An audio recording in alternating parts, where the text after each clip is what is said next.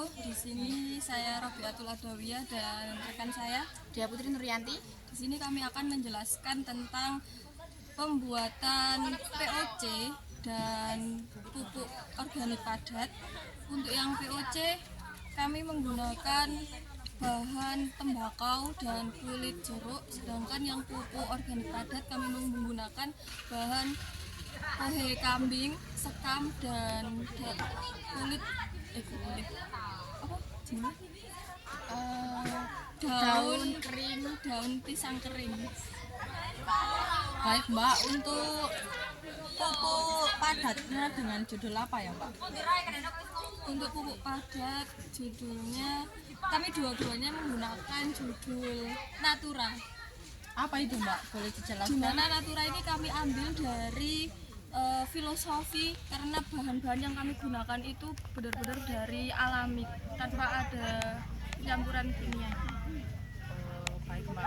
Untuk proses pupuknya mulai dari pupuk padat dan pupuk cairnya bisa dijelaskan Mbak? Untuk pembuatan dari pupuk padat, untuk perbandingan dari ketiga bahan utama kami yaitu kohe kambing itu sebanyak 50%, kemudian ada sekam ada 30%, dan di daun pisang kering ada 20%. Kemudian ada juga kami menggunakan air sebanyak 1 liter, nanti itu dicampurkan dengan bioaktivator yaitu E4.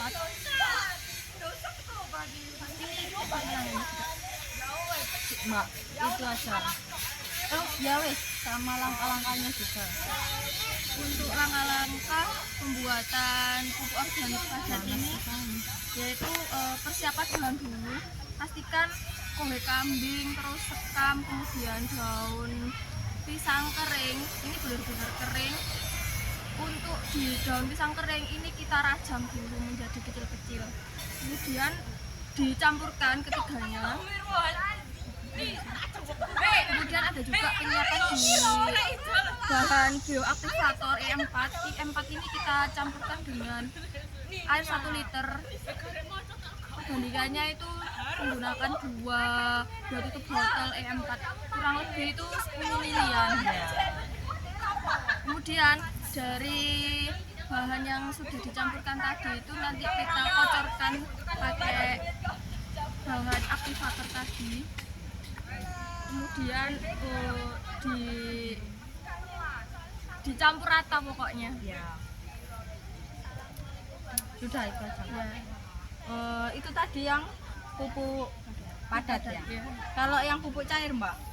Kalau prosesnya dengan cara memotong kulit jeruk menjadi dadu sebanyak 150 gram, kemudian dimasukkan ke dalam botol yang 1,5 liter, yang berisi air 1 liter, kemudian tembakau juga dimasukkan ke dalam botol yang berisi kulit jeruk tadi, dan E4 sebanyak 5 mili. Untuk fermentasinya berapa hari Mbak? Yang pupuk padat sama pupuk cair? Fermentasi atau di apa? Ya pasti, karena kita kan judulnya kan pupuk kan, pupuk organik itu pasti ada proses fermentasi, dimana untuk yang pupuk organik padat itu fermentasinya kurang lebih 2-3 minggu, sedangkan untuk yang POC itu 1-2 minggu saja. Oh iya Mbak. Kemudian untuk kandungannya bisa dijelaskan Mbak? Yang POC ada nikotin, mineral, alkaloid, ya itu aja. Terus yang itu dari tembakaunya. Oh Kalau dari kulit jeruknya ada limonene, vitamin C dan flavonoid, mineral, dan asam nitrat. itu aja. Yang itu Yang POC. kalau yang padat Kalau yang padat ini lebih kompleks untuk kandungannya ya. Untuk di kohe kambing sendiri ada kandungan makro yaitu N sebanyak 0,5-0,7% kurang lebih. Ini untuk pertumbuhan daun dan batang. Kemudian ada fosfor sebanyak 0,3-0,4%. Ini untuk pembentukan akar dan bunga. Kemudian ada kalium kurang lebih 0,5-0,6% untuk ketahanan tanaman dan kualitas buah. Kemudian di kandungan mikro ada kalsium, magnesium, dan sulfur. Ini membantu enzim tanaman bekerja lebih optimal. Kemudian ada juga serat organik, tinggi kandungan serat yang membantu memperbaiki untuk struktur tanah. Kemudian di sekam padi ini juga mengandung adanya silika, karbon organik, dan bagian sekam padi itu juga ada mikronya. Cuma mungkin kandungannya lebih sedikit daripada yang di kohe kambing ya, sedikit fosfor, kalium, dan magnesium.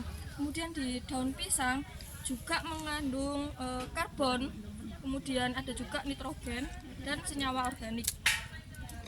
Sudah? Ya. Kalau cara pengaplikasiannya biasanya di tanaman apa ya Mbak? Kalau untuk pupuk padat dan pupuk cair, apa beda apa sama? Kalau di pupuk cair di tanaman hortikultura, sayuran dan buah-buahan. Iya. Kalau yang Kalau yang lebih kalau yang pupuk padat itu bisa diaplikasikan di tanaman apa saja. Mungkin ini yang lebih baik karena ya melihat juga berapa banyak budidaya kita di tanaman. Contoh yang lebih baik itu di tanaman pangan, kemudian hortikultura sama tanaman hias. cara pengaplikasian pada tanamannya gimana Mbak? Dikucurkan, di apa? Kalau POC sih jelasnya dikucurkan di tanah. Atau disemprot gitu?